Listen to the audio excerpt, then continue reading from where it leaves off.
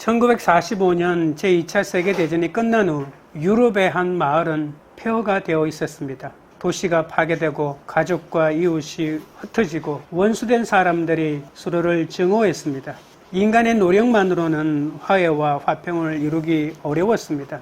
하지만 독일과 프랑스 간의 화해를 위해 설립된 해제라고 하는 기독교 공동체가 있었습니다. 개인과 국가 간 원수를 넘어서 평화를 강조하는 청년 중심의 공동체인데 기도와 묵상과 노동으로 함께 생활했습니다. 이 작은 공동체에서 용서와 화해를 외치며 서로 손을 맞잡았던 것이죠. 진정한 평화는 인간의 힘으로는 불가능합니다. 우리 삶에서도 마찬가지입니다. 가족이나 친구나 직장이나 이웃과의 관계에서 갈등과 상처는 끊이지 않습니다. 화해를 시도해도 마음 깊은 곳에 상처는 쉽게 사라지지 않고 서로에 대한 원망은 깊숙이 남아 있습니다.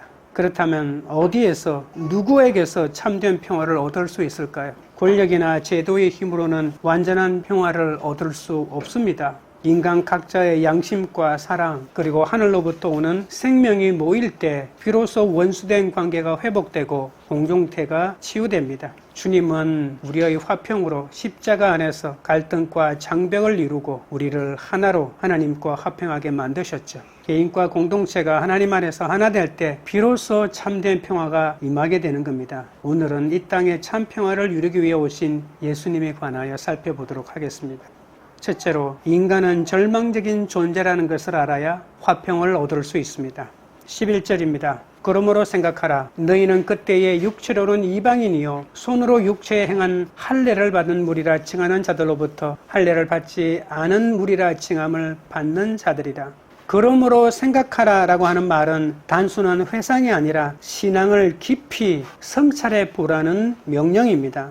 육체로 이방인이란 말은 혈통과 외적인 신분이 이방인이었다는 뜻이죠. 하나님의 언약 백성인 이스라엘과 비교하면 언약과는 아무 상관이 없는 존재라는 뜻입니다. 더군다나 할례도 받지 않았죠. 구약에서 할례는 하나님의 백성임을 알려주는 표지였습니다.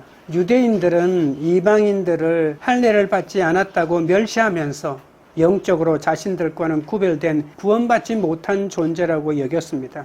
그러나 할례는 언약 백성을 구분하는 것이지만 지금 바울은 할례는 손으로 행한 것에 불과하다는 겁니다. 어쩌면 하나님과는 그렇게 상관이 없다는 뜻이기도 하죠. 참된 구원은 손으로 행한 외적 의식에서 오는 것이 아니다라고 충격적인 선언을 하는 겁니다. 하나님의 은혜와 그리스도의 십자가 사건에서 참된 구원이 오기 때문에 할례는 중요하지 않다는 겁니다. 유대인이냐 이방인이냐 할례냐 무할례냐의 구분은 예수 안에서는 아무짝에도 쓸모없는 사실에 불과합니다. 진정한 구원은 혈통의 표식이나 율법이 아니라 오직 그리스도의 십자가 안에서 이루어진다는 사실을 알아야 합니다. 12절입니다. 그때 너희는 그리스도 밖에 있었고 이스라엘 나라 밖의 사람이라 약속의 언약들에 대하여는 외인이요 세상에서 소망이 없고 하나님도 없는 자이더니. 바울은 이방인의 과거의 상태를 5가지로 설명하죠. 첫째는 그리스도 밖에 있었다고 합니다. 그리스도의 약속과 아무 상관이 없다는 겁니다. 메시아가 온다라고 해도 그 메시아와 상관없는 존재라는 뜻이죠. 구원은 오직 예수에게서 오는데 그리스도와 상관이 없고 메시아와 단절되어 있으니 구속사 그에게서도 완전히 제외된 어떤 소망도 없는 존재라는 뜻입니다. 둘째는 이스라엘 나라 밖의 사람이라고 합니다. 이스라엘 나라라고 하는 말은 단순히 이스라엘 민족을 말하는 것이 아니라 하나님의 통치 아래에 있는 언약 백성과는 상관이 없다 그런 뜻입니다. 셋째는 약속의 언약들에 대해서는 외인이라고 합니다. 아브라함의 언약, 다윗 언약, 새 언약 같은 많은 언약이 구약에 있는데 그것과는 상관이 없다는 말이죠. 여러분 언약의 핵심이 뭡니까? 복을 주겠다는 것이시잖아요. 그러니까 너희들은 복하고는 상관없는 존재들이란 말입니다. 외인은 법적 권리와 상속권이 전혀 없습니다. 넷째는 세상에서 소망이 없다고 합니다. 하나님이 없는 인생이 무슨 구원의 희망이 있겠습니까? 당시 헬라와 로마 사회가 찬란한 문명을 자랑하고 번영했지만 영원한 생명과 구원의 소망을 누가 줄 수 있었습니까? 다섯째는 하나님도 없는 자라고 합니다. 원어로 말하면 무신론자란 뜻입니다. 단순히 종교가 없는 것이 아니라 참되신 하나님과 어떤 관계 설정도 없다는 뜻이죠. 종교나 사회나 철학적인 관점에서 살펴보아도 인간은 하나님과 완전히 분리된 절망적인 존재다라고 하는 것을 이 5가지를 통해서 설명하고 있는 것이죠. 이것이 바울의 눈에 비춰봤던 2000년 전의 사람의 모습일까요? 오늘날 모든 인간들에게도 보여지는 보편적인 모습 아닐까요? 인간은 여전히 하나님의 언약 밖에 있고 구원과 희망에서 멀리 떨어져 있습니다. 소속감의 상실과 미래의 불안과 영적 공허감으로 이 5가지 결핍에 시달립니다. 하나님은 자연과 예수를 통해 자신을 계시하셨습니다. 하지만 인간은 하나님을 버리고 온갖 우상 숭배와 헛된 신앙과 자기 중심적인 삶에 묶여 있지 않습니까? 그리스도와 상관없는 절망적인 자로 살아갑니다. 인간의 노력과 철학과 종교적인 열심으로 이 하나님과의 단절을 도저히 극복할 수 없습니다. 겉으로는 풍족하고 기술이 발전한 세상 속에서 살아가지만 속으로는 나는 왜 사는가? 죽음 이후에는 나는 어디로 가는가? 아무리 성공해도 인간은 결국 공허한 존재 아닌가? 라고 하는 의문 속에 사로잡혀 있죠. 철학자 파스칼은 인간의 마음 안에는 하나님만이 채울 수 있는 빈 공간이 있다라고 했습니다. 하나님 없이 그 자리를 권력으로 채우고 돈으로 채우고 쾌락으로 채우고 다른 인간관계로 아무리 채우려고 하지만 결국은 만족할 수 없다는 겁니다. 갈증이 심한 사람이 바닷물을 마시면 갈증이 더 심해지지 않습니까? 하나님 없이 살아가는 삶은 결국은 더 깊은 공허와 절망으로 들어갈 수밖에 없습니다. 하나님이 없는 삶이 얼마나 비참한지 기억해야만이 하나님이 은혜로 주시는 그 놀라운 구원의 소중함을 깨달아 알 것 아니겠습니까? 절망적인 상태에서 우리를 불러내어 하나님의 백성과 약속의 상속자와 소망 있는 자로 삼아주신 전적인 그 은혜를 어찌 잊을 수가 있겠습니까? 성도는 더는 영적 난민이 아닙니다. 하나님 나라의 시민이요 그리스도 안에서 참된 소망을 가진 존재임을 잊지 마시기 바랍니다. 둘째는 그리스도의 피로 화평이 이루어집니다. 13절입니다. 이제는 전에 멀리 있던 너희가 그리스도 예수 안에서 그리스도의 피로 가까워졌느니라.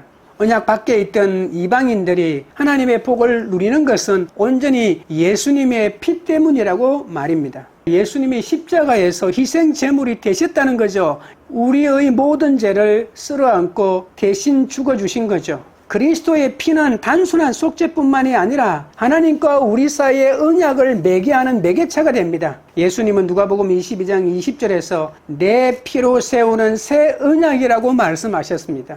예수님의 피로 바깥에 있던 모든 사람들이 예수 그리스도의 피를 믿기만 하면 그 하나님의 언약의 공동체 안으로 들어올 수 있게 되었다는 말입니다. 이방인들은 헛된 욕심을 이루고자 무거운 죄에서 신음하며 허물을 잊기 위해서 온갖 중독에 빠져서 소망 없는 자로 살아갔는데 이제는 아닙니다. 예수 그리스도의 피를 믿으면 참된 하나님의 언약 속에 들어가기 때문에 천국의 소망을 품고 하나님과 동행하는 자가 될 수가 있습니다. 14절입니다. 그는 우리의 화평이신지라. 둘로 하나를 만드사 원수된 것 곧 중간에 막힌 담을 자기 육체로 허시고. 화평이라고 하는 말은 추상적인 상태가 아닙니다. 그리스도의 인격적인 실제입니다. 둘이 하나가 되듯이 유대인과 이방인의 수평적 화해가 이루어졌습니다. 동시에 하나님과 인간의 수직적 화해도 함께 이루어진 것이죠. 중간에 막힌 담이라는 말이 나옵니다. 역사적으로 보면 헤롯 성전에서 이방인의 뜰과 이스라엘인만 들어갈 수 있는 성전 뜰을 구분하기 위해서 약 1.3m의 높이의 돌로 세운 울타리가 있는데 이것을 말합니다. 이방인은 하나님을 경배하러 성전 뜰까지는 들어올 수 있었지만 이 울타리를 넘어 성전은 고사하고 성전 마당으로도 들어갈 수가 없게 되어 있습니다.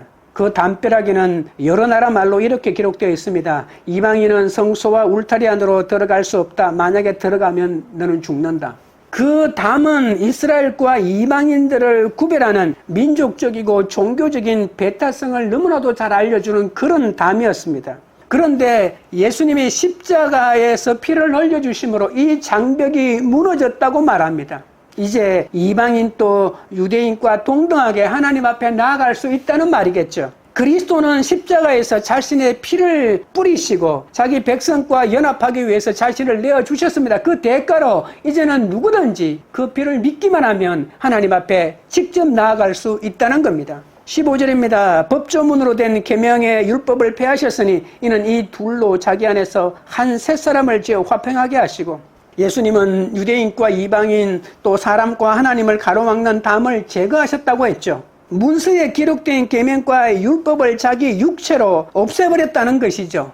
더 이상은 율법 때문에 구원을 못 받는 일은 생기지 않는다는 거죠. 예수님이 자신의 육체로 자신이 십자가에 죽으심으로 모든 율법 조문을 사라지겠다는 그런 뜻입니다. 폐하다라고 하는 말이 15절 중간에 나옵니다. 효력이 상실되었다는 말이죠. 존재를 부정하는 것이 아니라 구속사의 기능이 이제 끝났다는 겁니다. 율법이 구원을 대신해 주던 그 시대는 끝났다는 겁니다. 새로운 법이 만들어지면 옛날 법은 자동적으로 폐기되기 때문이죠. 예수님은 산상수훈에서 율법을 완성하러 오셨다고 했는데, 아니 여기서는 율법을 폐하게 하셨다고 하니 도대체 어떻게 된 것입니까? 라고 질문할 수 있겠죠. 예수님이 산상수훈에서 말씀하신 그 율법은 도덕법을 말합니다. 예수님은 행동의 기준이 되는 도덕법을 폐하신 적이 없습니다. 부모를 공경하라, 살인하지 말라, 간음하지 말라, 도둑질하지 말라, 이웃에게 거짓 증거하지 말라라고 하는 이 도덕법은 영원합니다. 어떤 종교를 만든다 할지라도 살인하라, 간음하라, 도둑질하라, 이웃에게 거짓 증거하라고 말하는 그 종교는 거짓입니다. 제사교정을 말하는 의식법과 어느 것이 부정하고 어느 것이 정결한지 같은 정결법이 이제 소용이 없다는 뜻입니다. 예수님은 이 모든 유형의 의식 제도를 단번에 쓸모없는 법으로 만들어버렸습니다. 왜 폐하셨을까요? 한 세 사람을 창조하기 위해서라고 본문이 말합니다. 유대인과 이방인을 합친 사람이 아닙니다. 새로운 인류를 만들어낸다는 겁니다. 시간상 새로운 것이 아니라 본질적으로 완전히 다른 존재를 만들어낸다는 뜻이죠. 예수 그리스도 안에서 연합된 새 인류가 창조되면 놀라운 새로운 화평이 우리에게 임한다라고 말합니다. 바울은 예수 안에서 새롭게 만들어진 새 인류가 모인 곳이 바로 교회라고 말하고 있고, 에베소서에서 교회의 역할을 말하고 있거든요. 16절입니다. 또 십자가로 이 둘을 한 몸으로 하나님과 화목하게 하려 하심이라. 원수된 것을 십자가로 소멸하시고, 화목이라고 하는 말은 단순히 인간 사이의 화해가 아니라 하나님과 인간, 인간과 인간의 원초적인 불화 상태를 뒤집어 엎는 우주적인 화해를 말합니다. 철천지 원수가 십자가로 온 우주 피조물 전체가 화해를 이루게 되는 것이죠. 그래서 이사야에서는 어린아이가 독사굴에 손 넣어도 물지 않는다고 하는 어린아이와 우리가 알고 있는 가장 맹독성을 가진 이 동물들 사이에도 평화가 이루어졌다는 것을 상징적으로 말해주고 있지 않습니까? 둘을 한 몸이라고 할 때 이 한 몸은 교회를 상징합니다. 교회는 그리스도 몸 안에서만 존재하죠. 그래서 대표적으로 교회는 장벽을 세우는 집단이 아니라 장벽을 허무는 공동체입니다. 교회는 화평의 산물이기 때문입니다. 그 안에 들어가기만 하면 민족이나 인종이나 계급이나 문화나 사상의 차이를 초월합니다. 여러분, 교회가 참인지 거짓인지 알려면 그 교회에 들어가면 사람을 나누고 구분하고 돈 있는 사람, 없는 사람, 사회적으로 지위가 있는 사람, 없는 사람, 우리나라 국적을 가지고 있느냐, 어느 나라 사람이냐를 나눈다면 그것은 참된 교회가 아닙니다. 아무리 교회가 크고 건물이 화려하다 할지라도 말입니다. 화해와 일치가 없는 교회는 십자가의 본질을 부정하는 것이죠. 입으로 믿는다고 해도 안 믿는 겁니다. 왜냐하면 십자가는 모든 장벽을 무너뜨린 사건이기 때문에 예수님의 십자가를 믿는다고 하면서도 사람을 편가르고 구분짓고 네 편 내 편 한다면 그것이 어떻게 참된 신앙의 모습이라고 할 수가 있겠습니까? 교회는 정치와 사회와 이념의 분열 속에서도 하나됨을 보여주어야 되지 않겠습니까?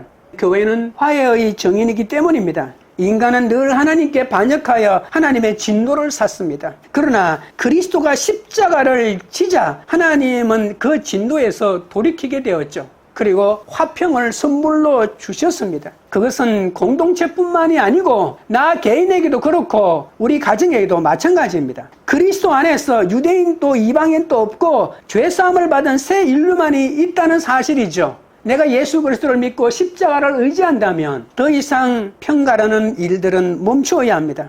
여러분, 세상의 평화는 갈등과 전쟁이 없는 상태를 평화라고 말하지만, 그러나 성경의 평화는 샬롬의 평화라고 말할 수 있는데, 하나님이 주시는 온전한 상태를 말합니다. 구약에서의 샬롬은 개인적으로 보면 건강하고 번영하고 만족한 상태가 충만한 것을 말합니다. 단순히 불안이 없는 것이 아니라 삶 전체가 안정되고 조화를 이루는 상태를 말하죠. 또한 공동체적으로도 정의와 공의가 실현되어 사람과 사람 사이에 화목한 상태를 말합니다. 나는 아무리 걱정 없이 잘 먹고 잘 살아도 사회에서 공의와 정의가 이루어지지 않는다면 샬롬이 그 사회에 이루어졌다고 말할 수 없습니다. 그냥 나만 잘 먹고 잘 사는 것 뿐이죠.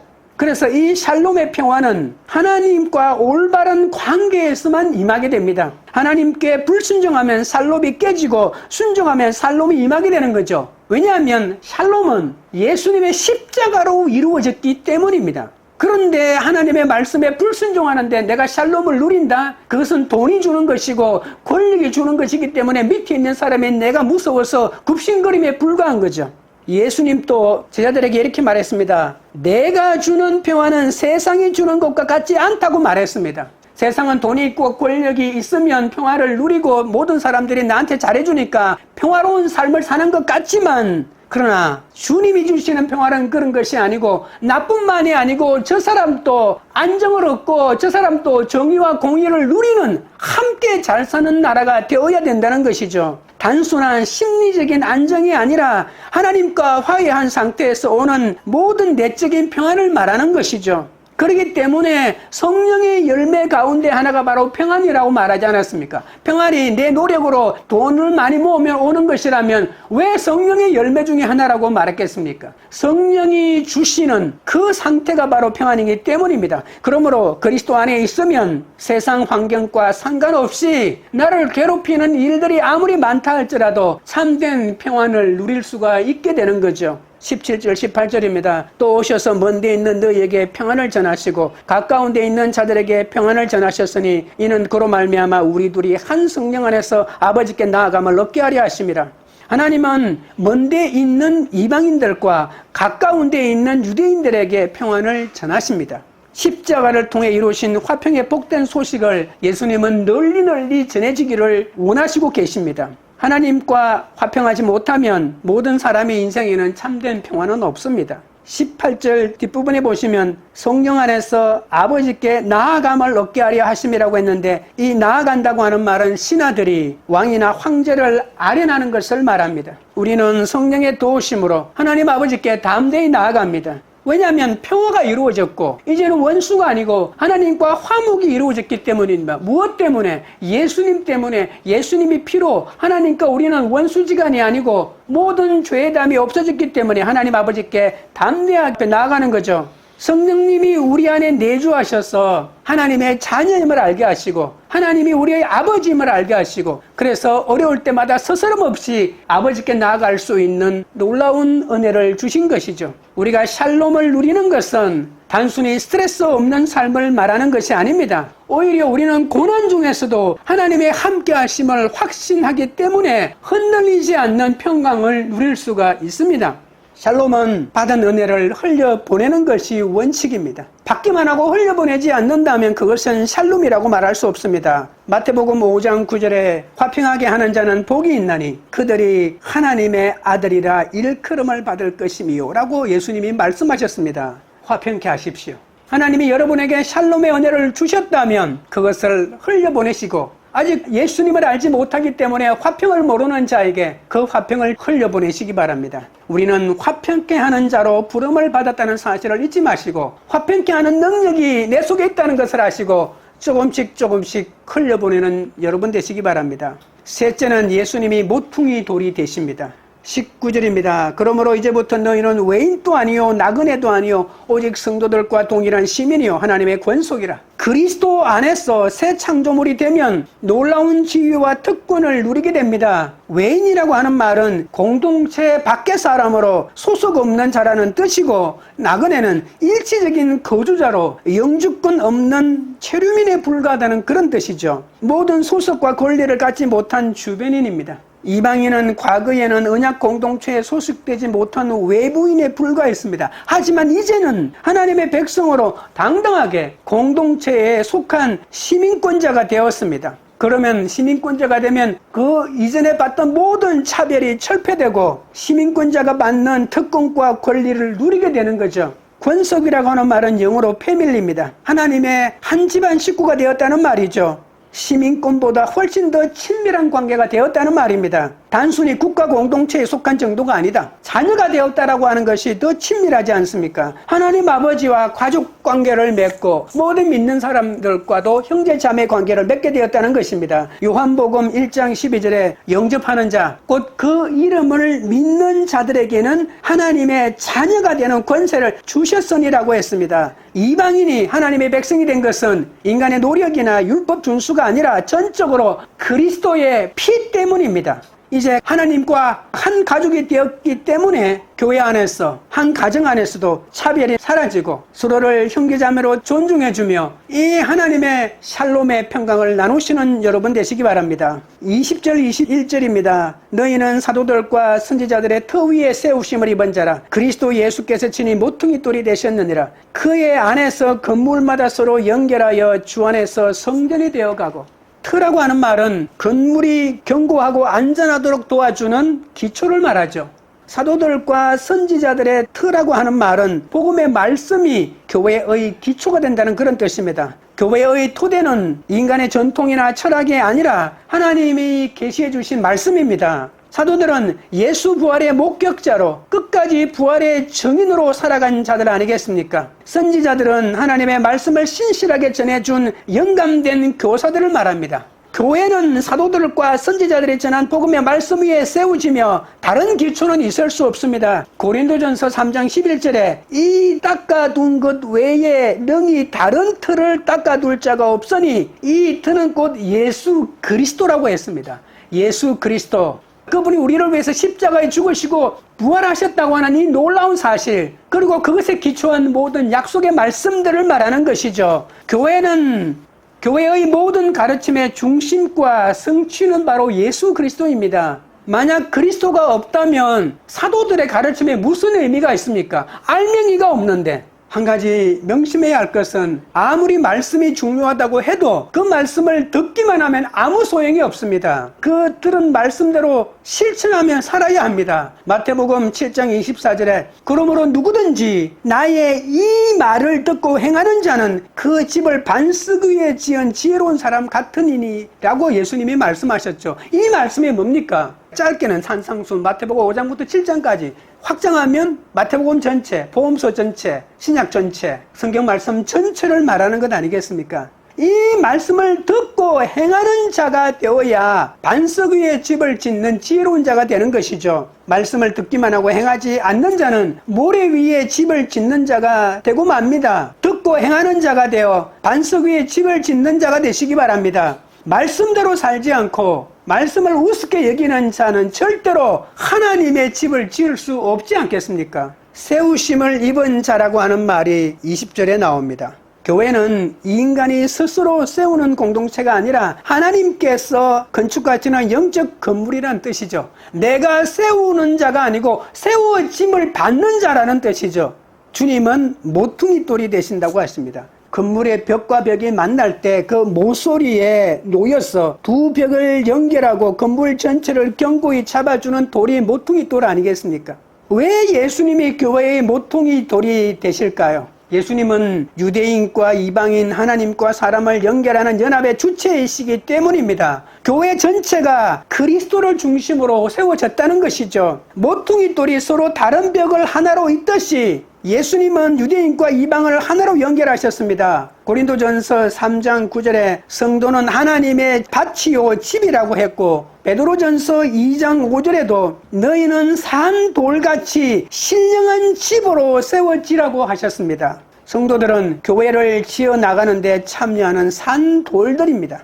예수님이 모퉁이 돌의 역사를 펼치면 우리도 그 모퉁이 돌의 한쪽 벽을 쌓는 돌이 되어 함께 지어져 가야 된다는 말이겠죠. 내 옆에 있는 돌과 내 위에 있는 돌과 내 아래에 있는 돌이 서로 연합하면서 한 건물, 한 벽을 만들어가는 것이죠. 교회는 단순한 건물이나 제도가 아니라 그리스도를 머리로 삼고 기초로 삼는 공동체이기 때문입니다. 22절입니다. 너희도 성령 안에서 하나님의 거하실 처소가 되기 위하여 그리스도 예수 안에서 함께 지어져 가느니라. 터는 건물의 기초라서 한번 놓으면 절대로 고칠 수 없습니다. 아예 완전히 무너뜨리고 새로 지으면 모르겠지만 터는 그만큼 중요합니다. 누구도 십자가와 부활을 부정할 수 없죠. 십자가와 부활은 건물을 짓는 기초인데 그것을 부정하면 집을 안 짓겠다는 말입니다. 예수 그리스도를 건물의 모퉁이 돌로 삼아 서로 연결하여 성전을 잘 지어 나가야 합니다. 교회의 연합과 성장의 비밀은 모두 예수 그리스도 안에 있습니다. 모퉁이 돌로 튼튼하게 연결되어야 교회가 튼튼해지는 거죠. 나는 교회의 인맥으로 연결되고 다닌다고 하는 것은 예수님을 모퉁이 돌로 삼는 것이 아니기 때문에 조금만 자기 이익에 반하는 일이 일어나면 당장 그 교회를 떠나게 되겠죠.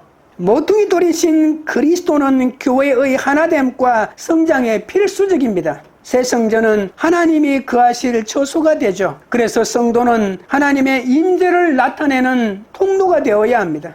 우리가 아직 완성되지 않는 성전을 짓고 있는 사람들 아니겠습니까? 천국에 가는 그날까지 나 한 사람의 성전뿐이 아니라 내가 소속되어 있는 신앙 공동체 안에서 함께 서로 연합하며 성전을 지어가는 사람들 아니겠습니까? 그러기 위해 주 안에서 공동체 지체들과 잘 연결되어 있어야 합니다. 힘 있는 사람, 잘난 사람, 돈 많은 사람만 연결되려고 한다면 힘들고 연약한 지체들과 연결하지 않으려고 하기 때문에 나는 가장 취약한 벽이 되어서 교회를 허무는 결정적인 사건이 나에게서 터질지 모른다는 사실입니다. 성전은 장소가 아니라 하나님의 공동체입니다. 예수님을 구주로 고백하는 사람은 모두 함께 해야 합니다. 죄악과 허물로 가득한 우리가 하나님의 성전이 되는 은혜를 누리지 않았습니까? 하나님의 성전된 사람으로 거룩한 삶을 살아감으로 또 나뿐만이 아니고 약한 사람도 돌봄으로써 함께 거룩한 성전을 지어 구원을 완성해 가시기를 주님의 이름으로 축원드립니다. 말씀을 맺겠습니다. 인간은 절망적인 존재라는 것을 아셔야 화평으로 오신 주님을 받아들일 수 있습니다. 이방인들은 그리스도 밖에 있었고 소망도 참되신 하나님도 없이 영적 난민처럼 살았습니다. 하나님이 없는 삶은 공허와 허무뿐입니다. 오직 그리스도 예수 안에서만 참된 소망과 새 신분을 얻을 수 있습니다. 그리스도의 피로 화평이 이루어진다는 사실을 명심하십시오. 그리스도의 피로 멀리 있던 이방인도 하나님께 가까이 나와 새 언약의 공동체에 속하게 되었습니다. 예수님은 십자가로 율법의 장벽을 허물고 유대인과 이방인을 한 새 사람으로 창조하여 참 화평을 이루어 주셨습니다. 이제 성령 안에서 하나님 아버지께 담대히 나아가며 샬롬의 평강을 누리고 내 이웃에게도 흘려보내는 사명을 감당하시기 바랍니다. 예수님이 모퉁이 돌이 되심을 기억하십시오. 예수 그리스도를 모퉁이 돌로 삼아 교회가 서로 세워지는 역사를 감당해야 합니다. 그리스도 안에서 이방인도 또는 외인이나 나그네가 아니라 하나님의 가족이자 시민권자가 되어 서로가 산 돌이 되어 성령 안에서 하나님의 거하실 성전을 지어감으로 하나님의 사명을 감당하는 그런 성전의 역할을 감당하시기를 주님의 이름으로 축원드립니다. 찬양 드리고 기도하겠습니다. 하나님 아버지여, 세상에서 소망도 하나님도 없던 저를 그리스도의 피로 하나님과 가까워지게 하여 주시니 감사합니다. 절망적인 인간이라 할지라도 예수 그리스도 안에 들어가기만 하면 새로운 창조자가 됨을 깨닫게 하여 주시옵소서. 그리스도께서 원수된 것을 십자가로 소멸하여 화평을 주셨듯이 우리도 십자가로 화평을 누리게 하여 주시옵소서. 나와 원수된 사람이 있고 나를 괴롭히는 사람이 있다 할지라도 그 원수와 샬롬의 평강을 누리게 하여 주시기를 원하옵나이다. 하나님이 만들어주시는 새 사람으로 창조되어 참된 화평을 누리는 은혜를 허락하여 주시옵소서. 이제 우리를 하나님의 가족과 하나님의 성전이 되게 하셨사오니 주님 안에서 서로 연결되어 아름다운 성전을 함께 지어가게 하여 주시옵소서. 하나님 아버지여, 산돌이 되어 권력 있고 돈 많은 사람만 연결되려 하지 않게 하시고 나의 도움이 필요하고 나의 기도가 도움이 되려 하는 그 사람과도 힘없이 스스럼 없이 연대하며 하나님의 성전을 지어가는 역사를 베풀어 주시옵소서. 주옵소서. 이제 하나님의 시민으로서로 연결되어 하나님의 성전을 가꾸고 가게 하여 주옵소서. 광교리들 교회가 인간은 절망적인 존재임을 깨닫고 그리스도의 피로 우리신 화평을 전하는 공동체가 되게 하여 주시옵소서. 주 안에서 성전이 되어 함께 지어져 가는 산돌이 되어 화목을 이루는 거룩한 공동체가 되어 열방의 복음을 전하는 교회가 되도록 역사하여 주시옵소서. 예수님의 이름으로 기도하옵나이다. 아멘.